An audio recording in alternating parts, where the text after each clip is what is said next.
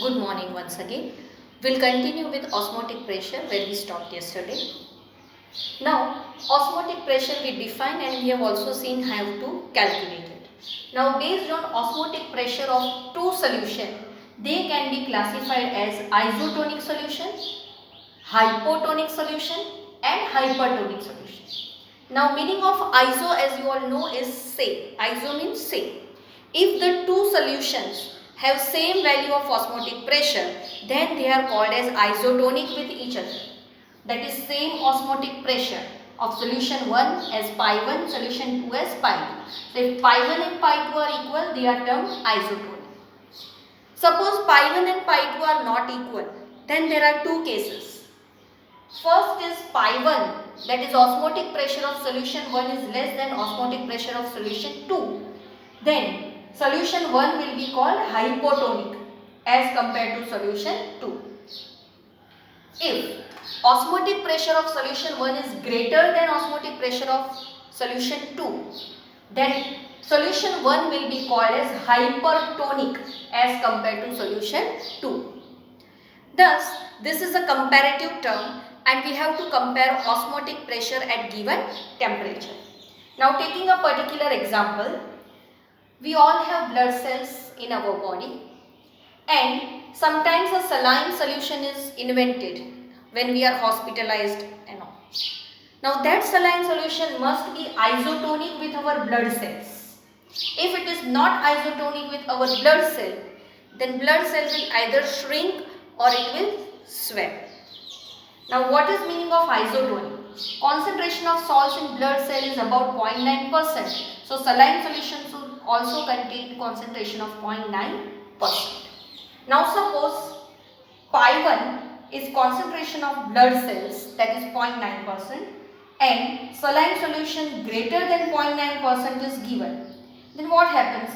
That as blood cells are hypotonic, means having less concentration than saline solution, water moves out of blood cells. See, water moves always from lower to higher. So saline is higher, so water moves out from blood cell and blood cells will shrink. Shrinking of blood cells. Suppose the second case, that is blood cell concentration is 0.9% and saline solution less than 0.9% is given.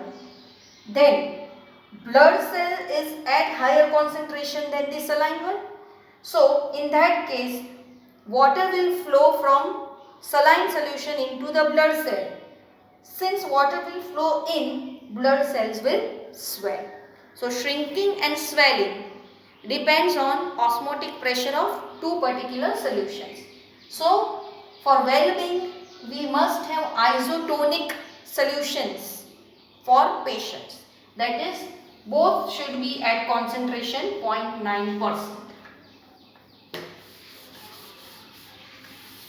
Now since these terms are relative, we must know osmotic pressure of both the solutions.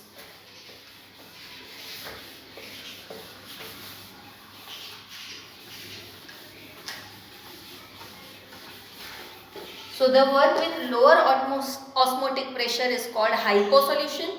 The one is with higher osmotic pressure is called as hypersolution.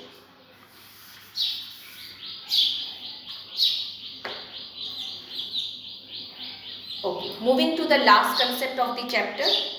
The last concept is regarding changes in solute in the solution. For example, ionic solids.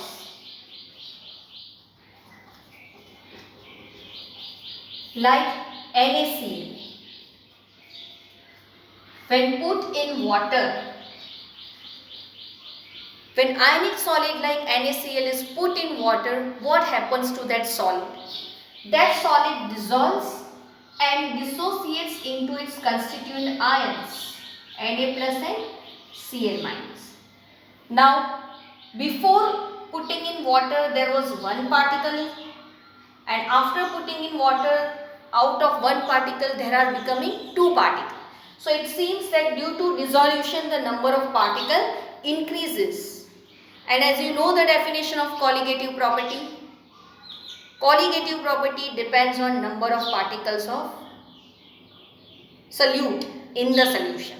So the value of colligative property which we will observe will be greater.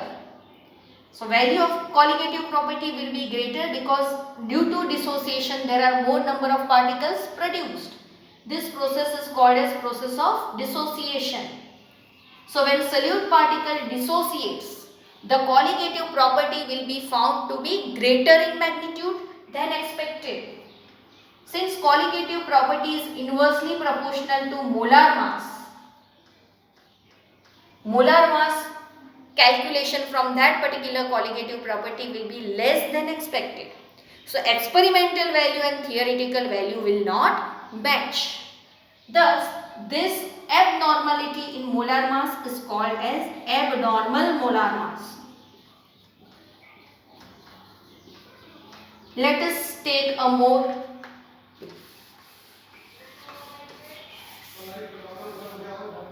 explanation through it by taking a particular example. Theoretical molar mass of NaCl is Na is 23, chlorine is 35.5. So theoretically calculated molar mass is 58.5. Now when this one particle becomes two particles, colligative property increases when it is put in solution. So colligative property increases, so molar mass will decrease.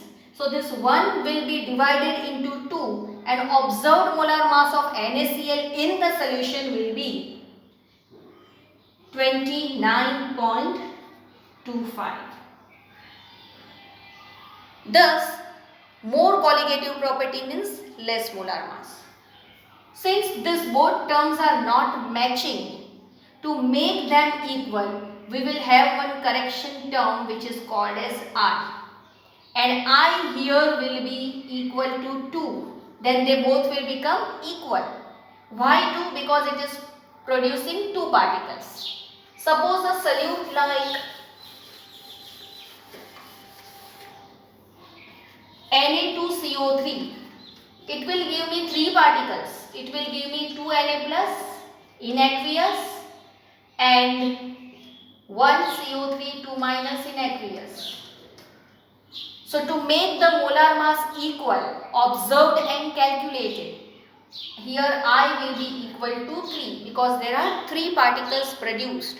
So colligative property will increase 3 times, so molar mass will decrease 3 times. So to make it equal, this particular term or this particular molar mass found due to colligative property has to be multiplied with 3. Same thing is observed when solute particles undergoes association in solution. See, we have seen example of dissociation. Due to dissociation, number of particle increase. Now in association, number of particle will decrease. For example, you all have seen acetic acid molecule. Acetic acid molecule of one molecule molar mass is 60. 2 carbon, 24, 4 hydrogen, 2 oxygen. The total comes out to be 60. It undergoes association when dissolved in water. That is, one molecule molar mass is 60. 2 such acetic acid molecules undergoes association and it can be written as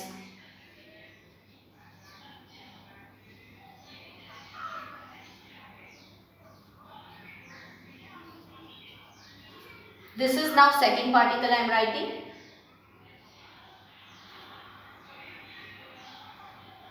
So H of one and O of other are associated with H bonding. So two particles are getting united into one particle. In this case, the calculated molar mass from experiments will be 120. Why it will be 120? Because 2 has associated into 1. So number of particle decreased. So colligative property will decrease, but molar mass will increase. Because colligative property and molar mass are inversely proportional to each other. So decrease in number of particle due to association increases its molar mass. So 60 is called as normal molar mass and 120 is called as abnormal molar mass. Abnormal molar mass. So to make it again equal with normal, we have to use correction term I, and I here will be equal to 1 by 2. If it is 1 by 2, then 120 divided by 2 will be equal to 60. Thus, that correction term which we are using, or what I am using as I, is called as Van't Hoff factor. So what is Van't Hoff factor? That question is asked many times. So Van't Hoff factor I is a correction term which is used to equate abnormal molar mass with normal molar mass, or to equate the experimentally found molar mass which is abnormal with theoretically found molar mass which is normal. So Van't Hoff factor I is equal to normal molar mass upon abnormal molar mass. Right now we have seen example of acetic acid. Let us see how I got I of that. Normal molar mass of acetic acid is 60, which is theoretically calculated. Abnormal molar mass which is found experimentally after association is 120. So Van't Hoff factor I is equal to 1 by 2 in case of acetic acid. Similarly, we have seen dissociation example NaCl. Let us calculate I for NaCl. What is normal molar mass of NaCl? 58.5. What is abnormal molar mass for NaCl? 29.25. So here Van't Hoff factor is equal to 2. I is equal to 2. That is for NaCl. Okay. Now if I is equal to 1. If I is equal to 1, okay, let me write it.